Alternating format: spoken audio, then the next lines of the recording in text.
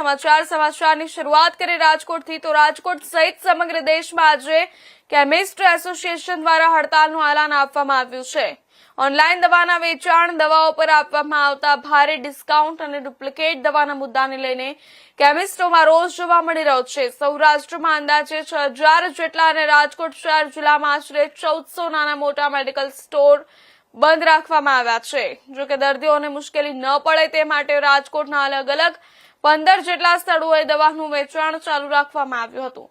કેમિસ્ટોનો આક્ષેપ છે કે ઓનલાઈન પ્લેટફોર્મ પર સસ્તી કિંમતે દવાઓ મળતા પરંપરાગત મેડિકલ સ્ટોરનો વેપાર ગંભીર રીતે પ્રભાવિત થયો છે।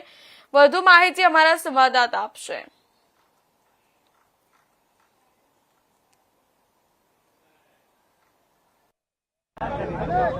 રાજકોટ ખાતે ડ્રગ કેમિસ્ટ એસોસિએશન દ્વારા જે કહેવાય દેશવ્યાપી જે હડતાલ છે તે શરૂ કરવામાં આવી છે, ત્યારે આજે સમગ્ર ભારત દેશમાં ડ્રગ્સ કેમિસ્ટના જે વિભાગો છે તેના દ્વારા હડતાલ કરવામાં આવી છે। રાજકોટ ખાતે પણ જોઈ રહ્યા છો કે જે મેડિકલ ધારકો છે તેના દ્વારા જે કહેવાય એક દિવસીય બંધ પાડી જે કહેવાય કે આજે વિરોધ કરવામાં આવ્યો છે। વિરોધનું મુખ્ય કારણ છે કે જે ઓનલાઈન દવાઓ જે મળે છે તેના વિરોધમાં આજે ડ્રગ્સ કેમિસ્ટ વિભાગ છે તેના દ્વારા વિરોધ કરવામાં આવ્યો છે। ત્યારે આપણી સાથે કેટલાક જે ડ્રગ્સ કેમિસ્ટ વિભાગના હોદ્દેદારો છે એમની સાથે વાત કરીશું।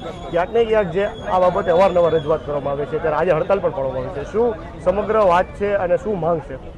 ગેરકાયદેસર ફાર્મસી ઘણા વર્ષોથી દેશમાં ચાલે છે, ઘણા બધા હાઈકોર્ટના ચુકાદા છે, છતાં ગેરકાયદેસર ફાર્મસી નથી થતા। સરકારના 2 GSR છે, 220 અને બીજું એક GSR છે, એની અંદર આ છટકબારી છે, જેની અંદર ઓનલાઈન ફાર્મસી છટકબારીનો લાભ લઈને ચાલે છે અને ડુપ્લિકેટ દવાના મોટા પાયે બજારમાં ઠલવે છે। અમે એ બંને GSR નાબૂદ કરવા માટે આજે એક દિનો ટોકન સ્ટ્રાઇક ફાળેલી છે। ક્યાંક ને ક્યાંક જે કહેવાય કે આ બાબતે અવારનવાર રજૂઆત પણ અગાઉ કરવામાં આવી હતી ડ્રગ્સ કેમિસ્ટ વિભાગ દ્વારા, કેમ હજી સરકાર જે માંગ નથી સ્વીકારતી અને હવે જે કહેવાય કે આજે દેશવ્યાપી હડતાલ કરવાનો ડ્રગ્સ કેમિસ્ટ વિભાગને વારો આવ્યો છે? સરકાર કેમ માંગણી નથી સ્વીકારતી તે અમને પણ ખ્યાલ નથી આવતો, પણ એના માટે જ અમે આ બંધ પાડેલો છે કે માનનીય વડાપ્રધાન નરેન્દ્ર મોદી સુધી આ અમારી વસ્તુ પહોંચે, અમારી માંગણી પહોંચે અને એ આમાં અમલ લઈ આવશે એવો અમને 100% વિશ્વાસ છે સરકાર ઉપર અને નરેન્દ્ર મોદી સાહેબ ઉપર। મુખ્ય કઈ એવી માંગ છે જે આજ દિન સુધી હજી તેને સ્વીકાર્યું, જેના કારણે ડ્રગ્સ કેમિસ્ટ વિભાગ છે રાજકોટનો અને આમ તો દેશવ્યાપી હડતાલ છે તેને હડતાલ પાડવાનો વારો આવ્યો? ખાસ કરીને છેલ્લા 2 વર્ષ 3 વર્ષથી જોશો કે ડુપ્લિકેટ દવાનું વેચાણ મોટા પાયે વધી રહ્યું છે અને આ ડુપ્લિકેટ દવા કોઈ રીતે પકડી શકાય કન્ડિશન નથી। સરકાર પાસે કોઈ મિકેનિઝમ, પ્રાઇવેટ બોડી પાસે મિકેનિઝમ નથી। ઓરિજિનલ ને ડુપ્લિકેટ દવા સરખી જ આવે છે, કોઈ ખબર પડતી નથી અને ઊંચા ડિસ્કાઉન્ટમાં નામે આ બધી ડુપ્લિકેટ દવાઓ ઓનલાઈન ફાર્મસી દ્વારા માર્કેટમાં ઠલવી દેવામાં આવી છે। તેના માટે અમે વિરોધ કરેલો છે અને એક દિવસ બંધ પાડેલું છે।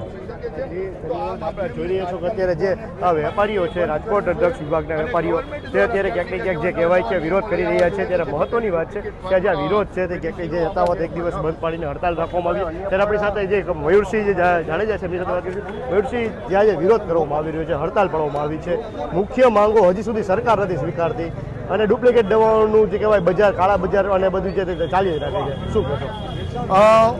ડુપ્લિકેટ દવાઓનું કાળા બજાર અતિશય વધતું રહ્યું છે અને વારંવાર અમે રજૂઆત કરેલી છે। ભૂતકાળમાં પણ રાજકોટમાં પણ એકવાર ડુપ્લિકેટ દવા પકડાની ત્યારે પણ અમે રજૂઆતો કરેલી છે, પણ ગવર્મેન્ટ પાસે ક્યાંક ને ક્યાંક ડુપ્લિકેટ દવા પકડવા માટેનું પ્રાધાન્ય કંઈ દેખાતું હોય એવું મને નથી લાગતું।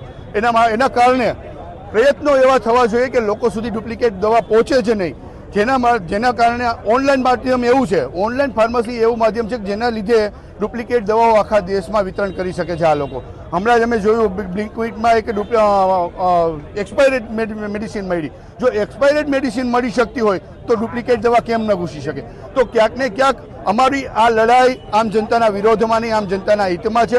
ડુપ્લિકેટ દવા ઘૂસશે તો લોકોના સ્વાસ્થ્ય સાથે ચેડા થવાનો મોટો પ્રશ્ન છે અને ઓનલાઈન ફાર્મસી એક એવું મોટું માધ્યમ છે કે જ્યાંથી ડુપ્લિકેટ દવા ઘૂસી શકે છે।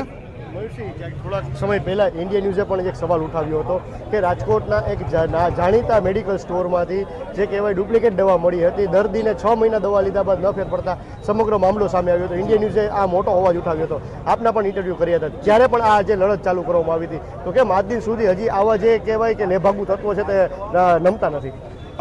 કહેવાની વસ્તુ મારી એ જ છે કે આપણી ગવર્મેન્ટ દ્વારા ક્યાંય એવા નિયમો નથી કે ડુપ્લિકેટ દવાઓની સામે કેવી રીતના એક્શન લઈ શકાય અને કેટલા કડક પગલાં લઈ શકાય।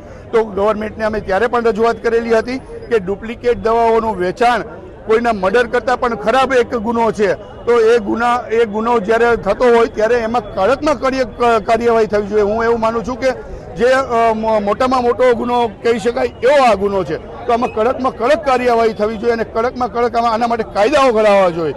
આજે અમે ભૂતકાળમાં પણ જ્યારે દવા પકડેલી હતી, ડુપ્લિકેટ દવા પકડવાની એક મોટા મેડિકલ સ્ટોરમાંથી, ટ્રસ્ટના મેડિકલ સ્ટોરમાંથી, ત્યારે પણ મેં વારંવાર રજૂઆત કરેલી કે સસ્તી દવાઓ વેચવાની લાઈનમાં આ ડુપ્લિકેટ દવાઓ ઘૂસી રહી છે.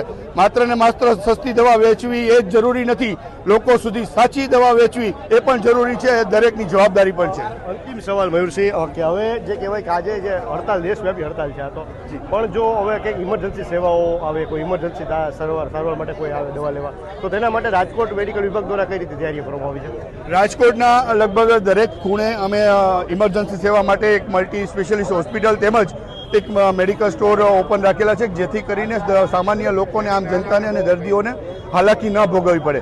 એના સિવાય અમારી એક 5 લોકોની ટીમ છે, જેમના નંબર પણ અમે આપના માધ્યમથી જાહેર કરેલા છે. આમ જનતા સુધી અમારા એવા પ્રયત્નો રહ્યા છે કે 20 તારીખે જે બંધ આપવાના હતા એ પહેલેથી જ મેસેજ પહોંચે, જેથી કરીને ઇમરજન્સી મેડિસિન કોઈને લેવાની હોય તો પહેલેથી જ લઈ લે. આમ જનતાને હેરાન થાય એવા અમારા કોઈ ધ્યેય નથી. એના માટેથી અમે બધી વ્યવસ્થા કરેલી જ છે. તો આ હતા રાજકોટ કેમિસ્ટ એસોસિએશનના પ્રમુખ મયુરસિંહ જાડેજા, જેમને સ્પષ્ટ ટીવીની સાથે વાતચીત કરતા જણાવ્યું છે કે જે રીતે ક્યાંક ને ક્યાંક જે ડુપ્લિકેટ દવાઓ જે બજારમાં આવી રહી છે, જે ખોટી દવાઓ, સસ્તી દવાઓથી જે કહેવાય લોકોના સ્વાસ્થ્ય સાથે ચેડા થઈ રહ્યા છે, તેના વિરોધમાં જે આ જે અત્યારે કામગીરી છે તે કરવા વિરોધ છે તે કરવામાં આવ્યો છે. તે આગામી સમયમાં પણ જે આ વિરોધ છે તે યથાવત રાખવામાં આવશે અને દેશ જે સરકાર સુધી આ વાત પહોંચાડવામાં આવશે અને આ બાબતે કડકમાં પગલાં લેવામાં આવે તેવી હાલ અત્યારે માંગ કરવામાં આવી છે. કેમેરામેન હાર્દિક ભોણે સાથે પ્રતિક લીંબાણી, ઇન્ડિયા ન્યૂઝ, રાજકોટ.